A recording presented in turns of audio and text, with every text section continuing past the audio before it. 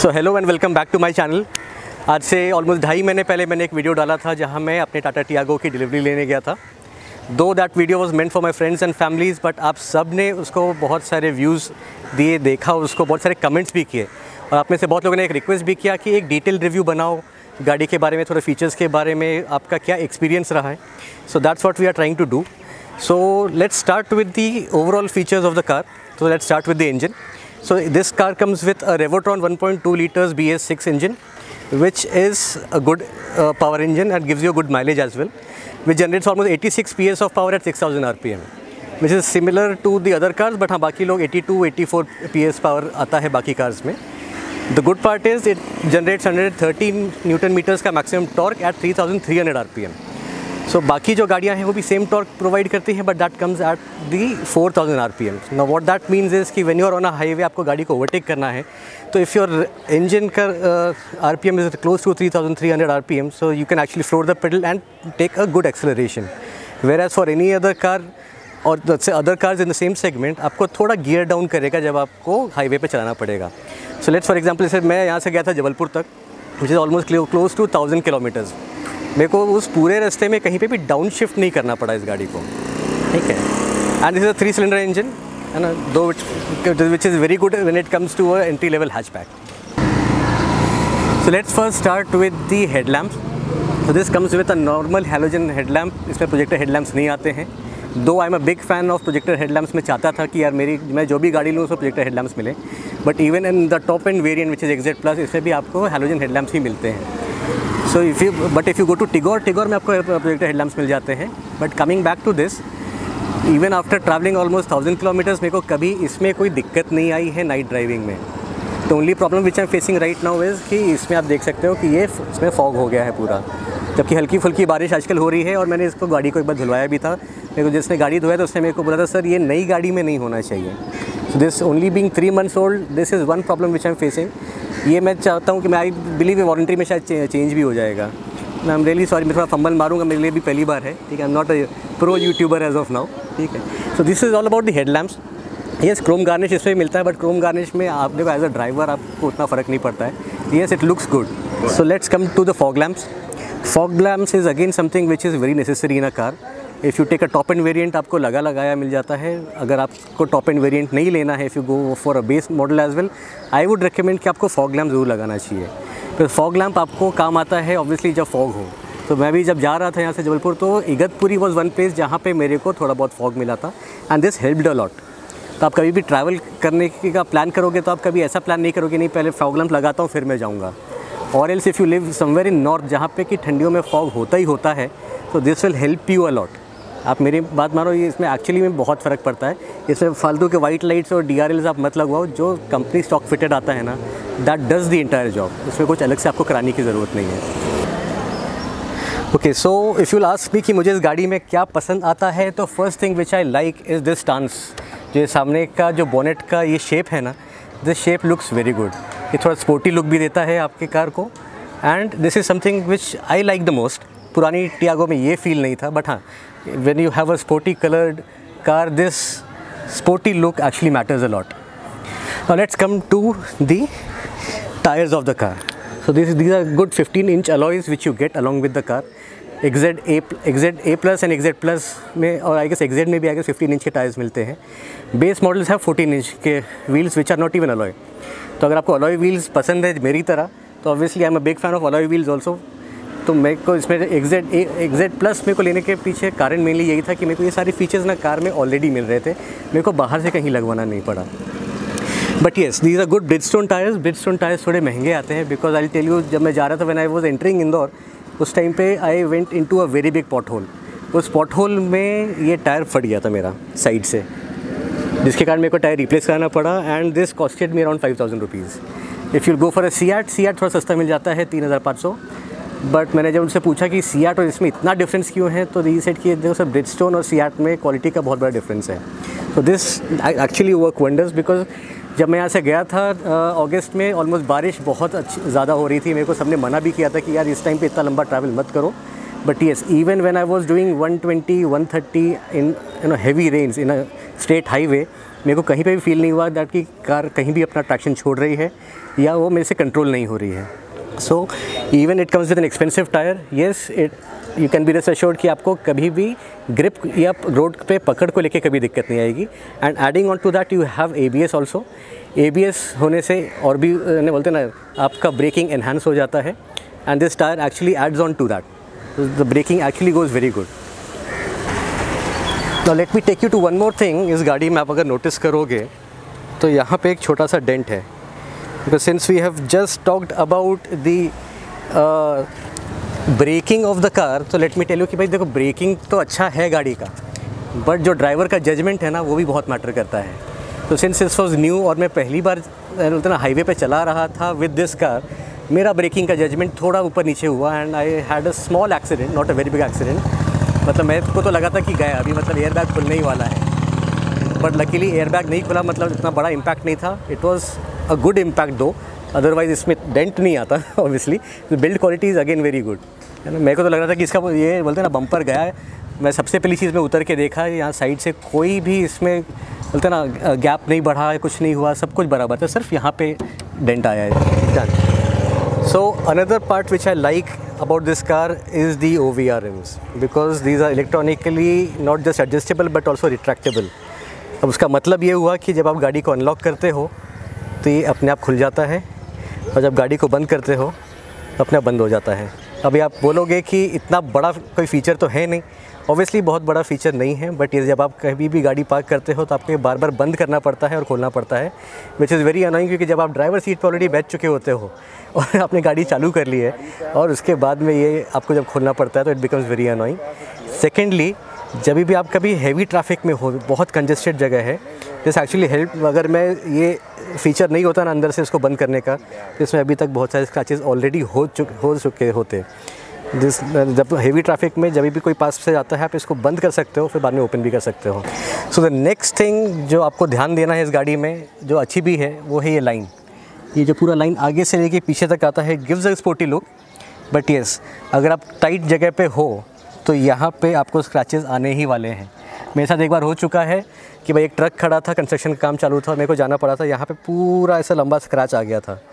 Luckily जब मैं गया उसको गाड़ी को वॉश कराने को, तो उसने बोला कि सर ये सिर्फ दूसरे गाड़ी का पेंट सिर्फ लगा है, तो उसने सिर्फ एक सोल्यूशन लगा के पूरा साफ़ कर दिया। Otherwise I was really sad कि यार गाड़ी में स्क्रैच लग गया। तो this is something which you should take care of. ये साइड क्लैडिंग तो मैंने बाहर से अलग से लगवाया, बट ये भी होना चाहिए, बिकॉज आप कभी भी साइड से कभी किसी गाड़ी वाले ने आपको टक्कर मारा तो पेंट की जगह यहाँ पे डैमेज होगा and your door will be secured. So coming to the back of the car, जो टेल लैम्प जो है थोड़ा स्मोक्ड लुक में दिया है, स्मोकी लुक में, which is little bit different from the earlier Tata Tiago. हालांकि shape and size everything is the same, यहाँ पे कोई भी बदलाव नहीं है। हाँ, XZ प्लस है तो ऑब्वियसली यहाँ पे आपको rear view wiper and defogger मिल जाता है along with the water spray, which is good. It comes with a Tata Tiago का badging and the logo and the reverse parking camera. So reverse parking camera was another one of the features जहाँ मेरे को ये गाड़ी ख़रीदना था, क्योंकि देखो मेरा हाथ इतना जमा हुआ नहीं है गाड़ी पे।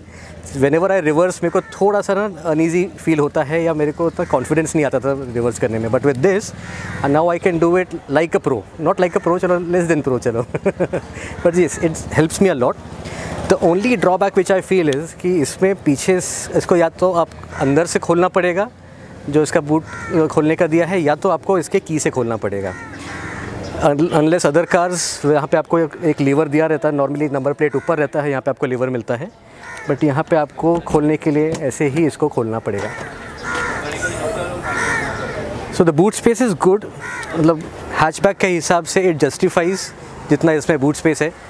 मेरा इसमें ऑब्वियसली कितना हम लोग 3 ट्रॉली बैग्स लेके गए थे, 3 ट्रॉली बैग्स आराम से आ गए थे। मतलब एक बड़ा ट्रॉली बैग था तो आगे पीछे रखना पड़ा था with my small trolley bag, but पूरा इसके नीचे आराम से आ गया था। तो for a small family this much is enough, because आपके पास कितना 1 या 2 ट्रॉली बैग्स होंगे, साथ में एक डुफल बैग होगा जो आप गाड़ी में रखोगे। So this space is fairly enough. So there is one thing which I would like to show you, मतलब यहाँ पे ऐसे करके दिखा तो थोड़ा लाइट आएगा, which is the tool box. आपका जो पूरा टूल किट है ना वो इसके अंदर आ जाता है। This is the entire tool kit जो आपको गाड़ी के साथ में मिलता है। आपका अपने गाड़ी को टायर खोलना है, जैक लगाना है, ये सबका इसमें अटैचमेंट दिया है। And the best part is कि ये कंपार्टमेंट में पूरा कंसील हो जाता है।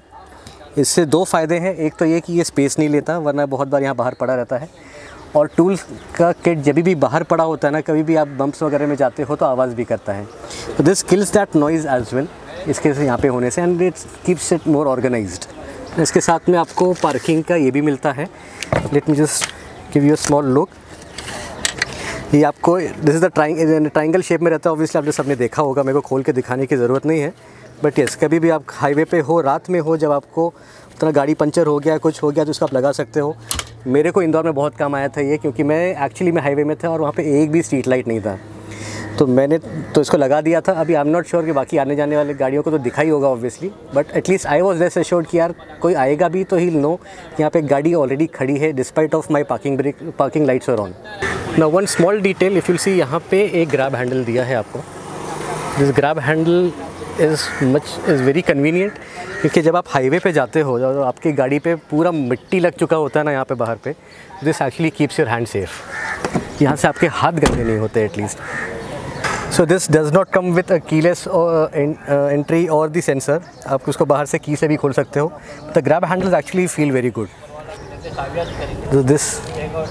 So let's get into the car, let's sit inside. As you can see, अंदर बैठना और बाहर निकलना दोनों जो है ना इस गाड़ी में बहुत इजी है, बिकॉज इसमें स्पेस बहुत है।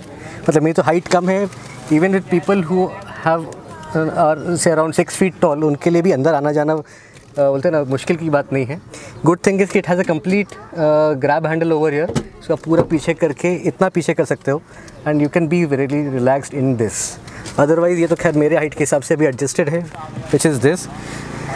अनदर गुड पार्ट इज़ कि even the seats are height adjustable.